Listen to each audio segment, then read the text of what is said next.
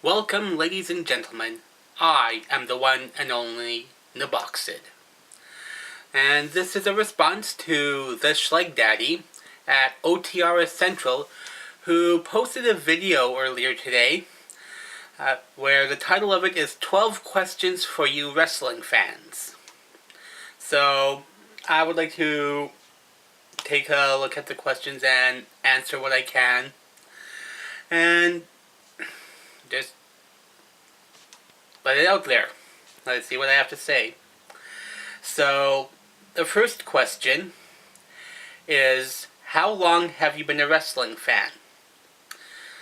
I've been a wrestling fan for about over 20 years now. Now, I have some vague memories from like the early 90s. But I started to really pay attention around maybe 93, 94, around that time period. Like I said, I have some vague memories from a few years prior to that, and so yeah, over 20 years I've been a wrestling fan. Number 2, what led you to becoming a wrestling fan? Okay. Probably the earliest specific memory I have of pro wrestling, so we'll go that far back for this question, was The Undertaker's face turn when the funeral parlor where Jake the Snake Roberts slammed the casket on The Undertaker's hand. And I remember seeing this really big guy with pasty white skin dragging a casket around it, and I remember thinking, why doesn't he just unlock the casket and go after Roberts that way, making it so that he's not dragging around the casket. And it's one of those things where it's like, you keep watching because of that sort of logical thing, that sort of like a logical question. So that's that's kind of like what sucked me in, I guess you can say. So, there you go. 3 and 4 are going to go a little bit together. Number 3 is, who is your favorite wrestler of all time? And what is your favorite match of all time? The answer to number 3, Bret the Hitman Hart. I know, Schlegdaddy, you consider him to be the most boring guy of the new generation era, from like the mid-90s. But like I said, this ties into number 4 about like my all-time favorite match. I kind of have 2 favorite matches that really spring to mind right away. Like, my knee-jerk reaction to number 4 is, number 1, SummerSlam 1991, Bret Hart versus Mr. Perfect, and that was the match that actually sold me on Bret Hart. And of course, going back to all-time favorite wrestler Bret Hart, he's Canadian, I'm Canadian, and I was about maybe 8 or 9 I was about 9 at the time, so it's like one of those things where him being a Canadian is what kind of got my attention, but then going back and watching a tape from a couple years earlier from SummerSlam 91, it's like, okay, that's still me and Bret Hart, the Intercontinental title match. And the other match that comes to mind was actually a day after my 14th birthday. Raw, September 22nd, 1997, was Cactus Jack versus Triple H. The Falls Count Anywhere match. So when I saw that video of Cactus Jack and Dude Love and Mankind, that set the table for it, and I just remember being really entertained by that match. So those 2 matches are a knee-jerk reaction, but of course that might change if I actually sit down and really think about it. So there you go for number 3 and 4, Bret Hart being my all-time favorite wrestler, although this guy is not that far behind. Cactus Jack. So, let's see. Number 5. What is your most memorable moment as a wrestling fan?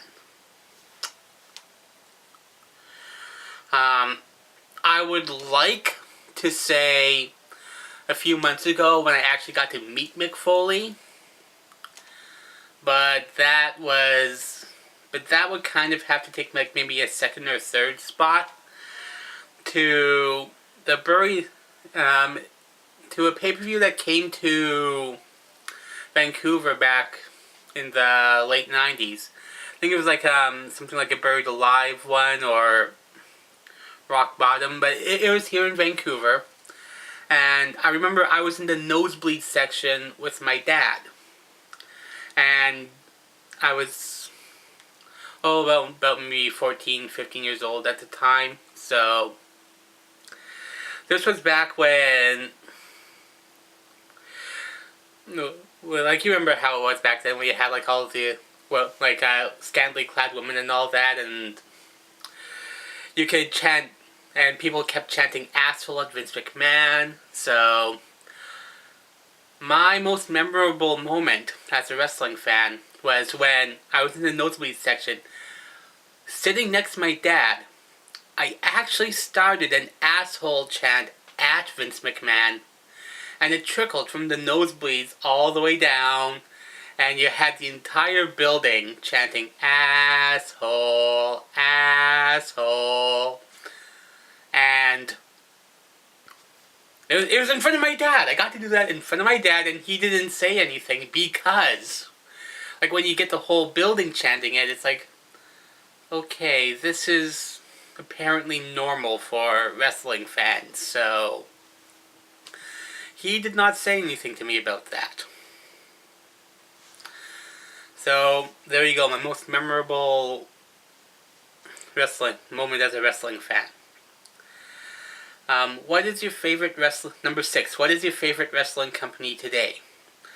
On the national level, obviously, it's WWE. I really don't pay much attention to TNA or ROH. On like a more local level, I would have to go towards All-Star Wrestling because I go to more of their events. It just seems like All-Star Wrestling is a little more there for what I can attend, and I've just been able to go to their shows more often than the other guys' ECCW. So, let's see. Who is your favorite wrestler today?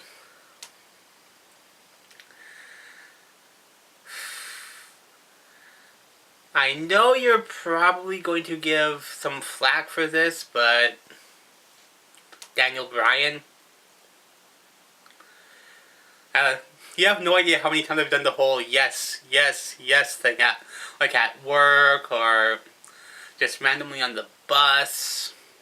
Heck, one time I was wearing my Daniel Bryan shirt and someone actually stopped me on my way to the bus going, yes, yes, yes. So yeah, it's just like moments like that kind of make Daniel Bryan my favorite wrestler today. Let's see.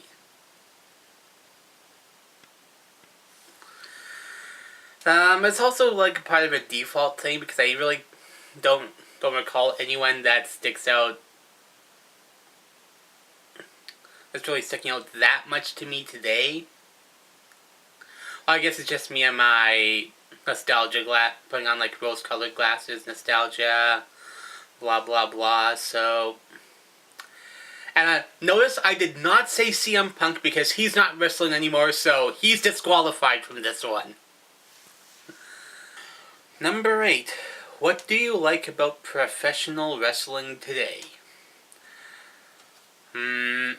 getting to actually meet the guys that I grew up watching, and see them like still going today, like guys like Tatanka and Gangrel, Tommy Dreamer. All Star Wrestling does book them to come to town, so getting to actually see them and actually meet them gets to. That's something I like about it today, because they're on the independent scene now that they're not working with WWE anymore. As far as like what's on TV with WWE, like I mentioned earlier,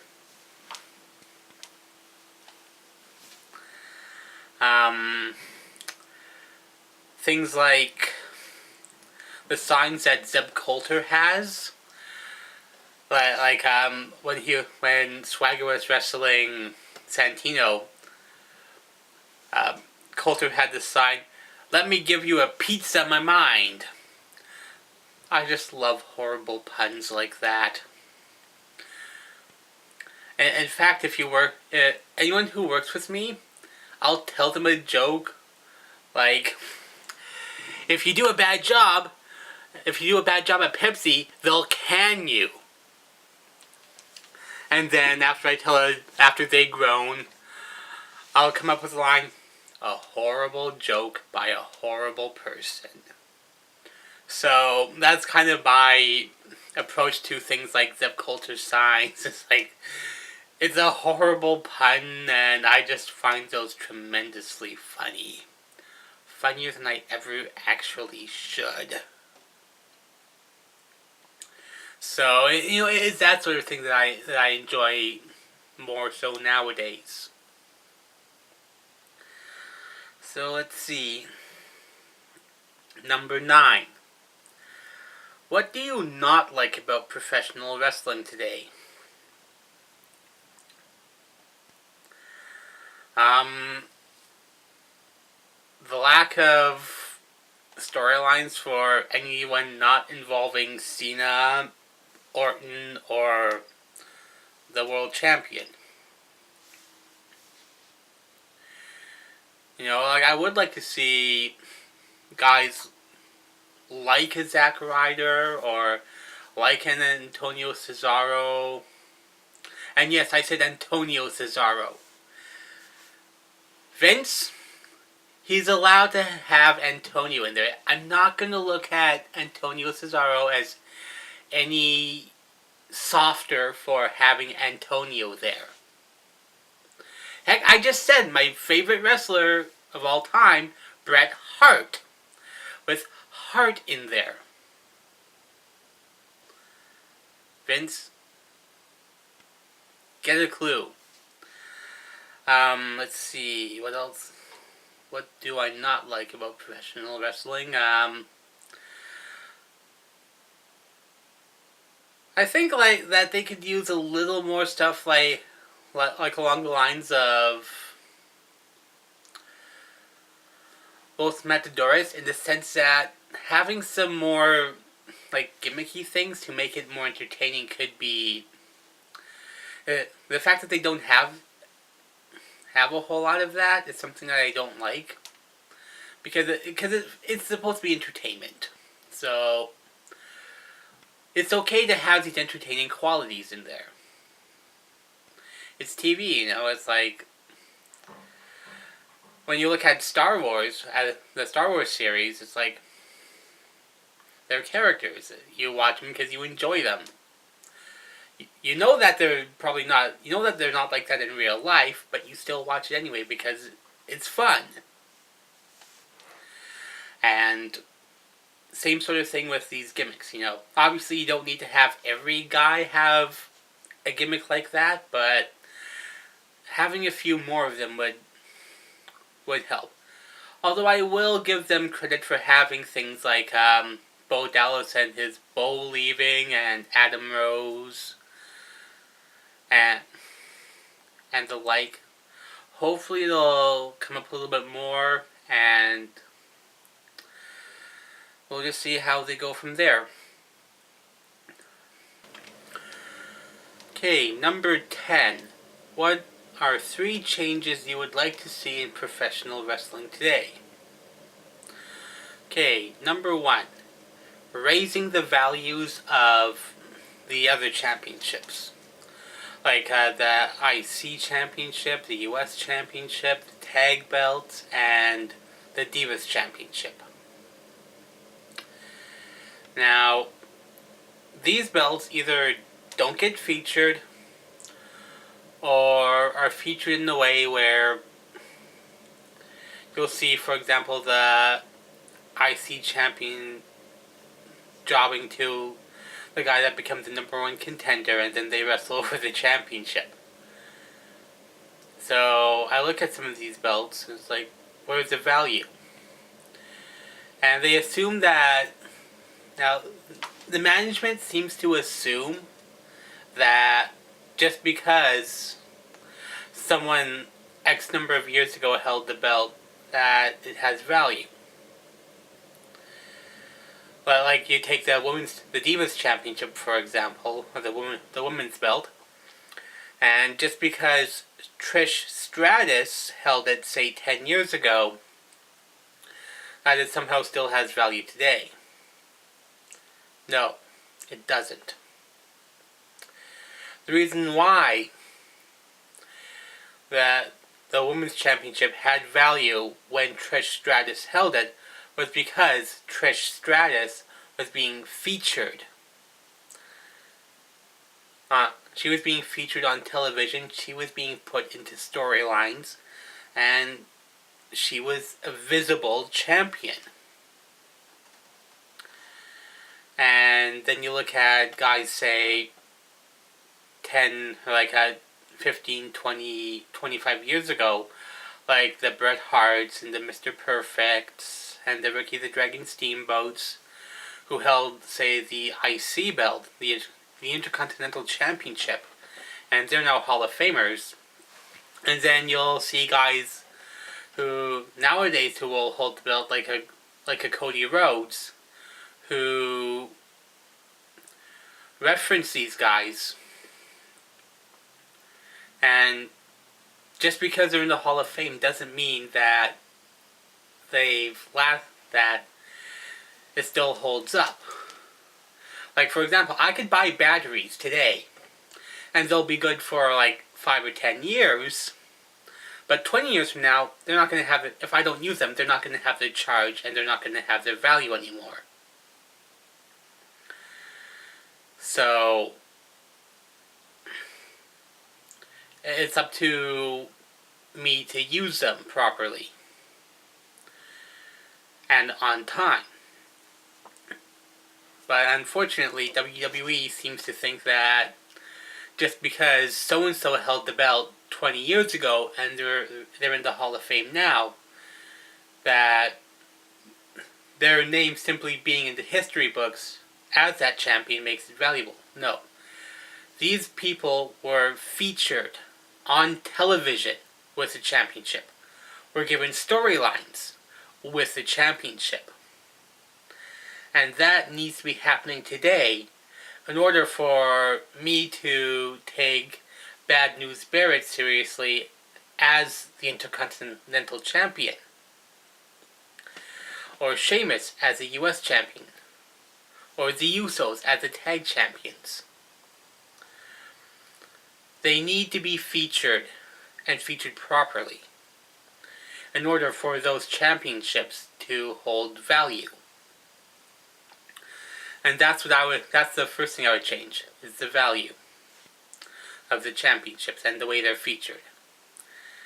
The second thing I would change is for them to follow through. And I just mean that in general, like follow through on things like pushes, things like storylines. Do I really need to say anything more than Kofi Kingston or the Summer of Punk? If you're a wrestling fan and you're watching this, like you've been watching the past, say, 5 years, me simply saying Kofi Kingston or the Summer of Punk should